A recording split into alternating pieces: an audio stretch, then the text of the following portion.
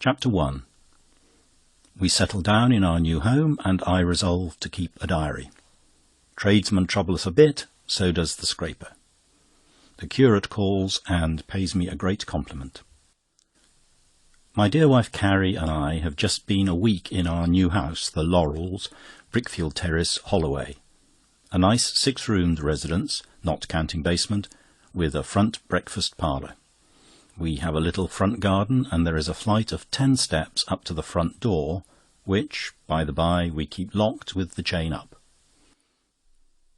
Cummings, Gowing, and our other intimate friends always come to the little side entrance, which saves the servant the trouble of going up to the front door, thereby taking her from her work. We have a nice little back garden which runs down to the railway. We were rather afraid of the noise of the trains at first, but the landlord said we should not notice them after a bit, and took £2 off the rent. He was certainly right, and beyond the cracking of the garden wall at the bottom, we have suffered no inconvenience. After my work in the city, I like to be at home. What's the good of a home if you are never in it? Home, sweet home, that's my motto. I'm always in of an evening. Our old friend Gowing may drop in without ceremony. So may Cummings, who lives opposite. My dear wife Caroline and I are pleased to see them if they drop in on us. But Carrie and I can manage to pass our evenings together without friends. There is always something to be done, a tin-tack here, a Venetian blind to put straight, a fan to nail up, or part of a carpet to nail down. All of which I can do with a pipe in my mouth. While Carrie is not above putting a button on a shirt, mending a pillowcase, or practising the Sylvia Gavotte on our new cottage piano, on the 3-year system, manufactured by W. Bilkson in small letters, from Collard and Collard in very large letters. It is also a great comfort to us to know that our boy Willie is getting on so well in the bank at Oldham. We should like to see more of him. Now, for my diary. April the 3rd. Tradesman called for custom, and I promised Farmerson the ironmonger to give him a turn if I wanted any nails or tools. By the by, that reminds me, there is no key to our bedroom door, and the bells must be seen to. The parlour bell is broken, and the front door rings up in the servant's bedroom, which is ridiculous. Dear friend Gowing dropped in, but wouldn't stay, saying there was an infernal smell of paint. April the 4th. Tradesmen still calling. Carrie being out, I arranged to deal with Horwin, who seemed a civil butcher with a nice clean shop. Ordered a shoulder of mutton for tomorrow to give him a trial. Carrie arranged with Borset the butterman and ordered a pound of fresh butter and £1.5 pounds of salt ditto for the kitchen, and a shilling's worth of eggs. In the evening, Cummings unexpectedly dropped in to show me a meerschaum pipe he had won in a raffle in the city, and told me to handle it carefully, as it would spoil the colouring if the hand was moist.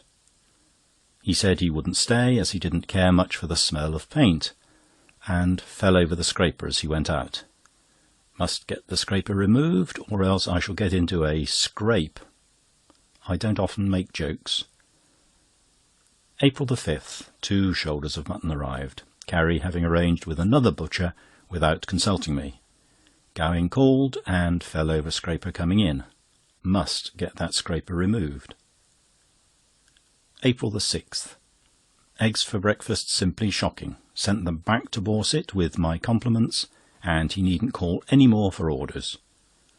Couldn't find an umbrella, and though it was pouring with rain, had to go without it. Sarah said Mr. Gowing must have took it by mistake last night, as there was a stick in the awl that didn't belong to nobody. In the evening, hearing someone talking in a loud voice to the servant in the downstairs hall, I went out to see who it was, and was surprised to find it was Borset, the butterman, who was both drunk and offensive. Borset, on seeing me, said he would be hanged if he would ever serve city clerks any more. The game wasn't worth the candle. I restrained my feelings, and quietly remarked that I thought it was possible for a city clerk to be a gentleman. He replied he was very glad to hear it, and wanted to know whether I had ever come across one, for he hadn't. He left the house, slamming the door after him, which nearly broke the fanlight, and I heard him fall over the scraper, which made me feel glad I hadn't removed it. When he had gone, I thought of a splendid answer I ought to have given him. However, I will keep it for another occasion. April the 7th. Being Saturday, I looked forward to being home early and putting a few things straight. But 2 of our principals at the office were absent through illness, and I did not get home till 7. Found Borset waiting. He had been 3 times during the day to apologise for his conduct last night. He said he was unable to take his bank holiday last Monday, and took it last night instead. He begged me to accept his apology and a pound of fresh butter. He seems, after all, a decent sort of fellow. So I gave him an order for some fresh eggs, with a request that on this occasion they should be fresh. I'm afraid we shall have to get some new stair carpets after all. Our old ones are not quite wide enough to meet the paint on either side. Carrie suggests that we might ourselves broaden the paint. I will see if we can match the colour, dark chocolate, on Monday. April the 8th, Sunday. After church, the curate came back with us. I sent Carrie in to open the front door, which we do not use except on special occasions. She could not get it open, and after all my display, I had to take the curate, whose name by the by I did not catch, round the side entrance. He caught his foot in the scraper and tore the bottom of his trousers. Most annoying, as Carrie could not well offer to repair them on a Sunday. After dinner, went to sleep. Took a walk round the garden and discovered a beautiful spot for sowing mustard and cress and radishes. Went to church again in the evening, walked back with the curate. Carrie noticed he had got on the same pair of trousers, only repaired. He wants me to take round the plate, which I think a great compliment. End of chapter.